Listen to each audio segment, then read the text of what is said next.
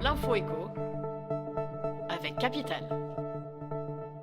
Le chiffre du jour, 0,60%, c'est le taux de crédit immobilier canon qu'a obtenu un couple en ce début du mois de mars pour financer un prêt de 280 000 € sur 15 ans. Car surprise, contre toute attente, les taux de crédit immobilier repartent à la baisse. D'après certains courtiers, les records historiques d'octobre 2016 sont même désormais battus. Évidemment, ce sont encore les meilleurs profils qui parviennent à négocier les offres les plus alléchantes. Mais après un démarrage poussif en début d'année, les banques ont revu leur barème à la baisse. C'est donc peut-être, plus que jamais, le moment d'emprunter.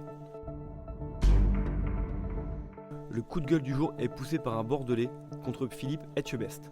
Le chef étoilé a acheté un immeuble à proximité de la place du marché des Chartrons, dans le centre-ville de Bordeaux, et compte le transformer en restaurant.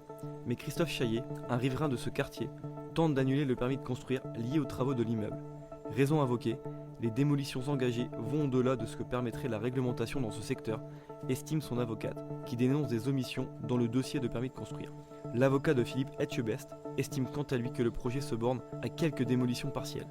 Un juge devrait se prononcer sur ce dossier dans la semaine.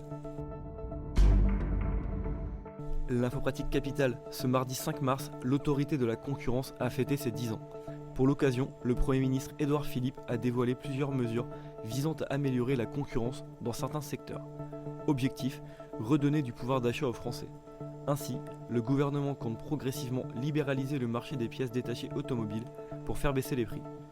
Toujours dans le secteur auto, un comparateur public des offres des auto-écoles devrait bientôt voir le jour.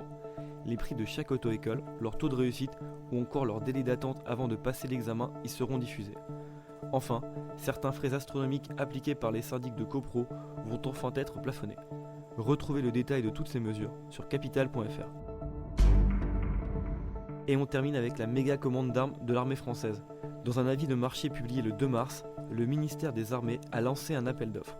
Il ne demande pas moins de 75 000 pistolets automatiques, 51 millions de cartouches, 7 000 silencieux ou encore 15 000 viseurs laser.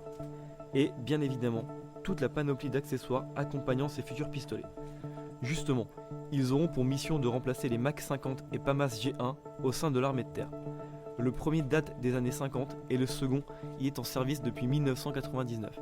La réception des offres se termine le 12 avril prochain et l'heureux élu aura 48 mois pour livrer la commande. C'était l'info éco avec Capital.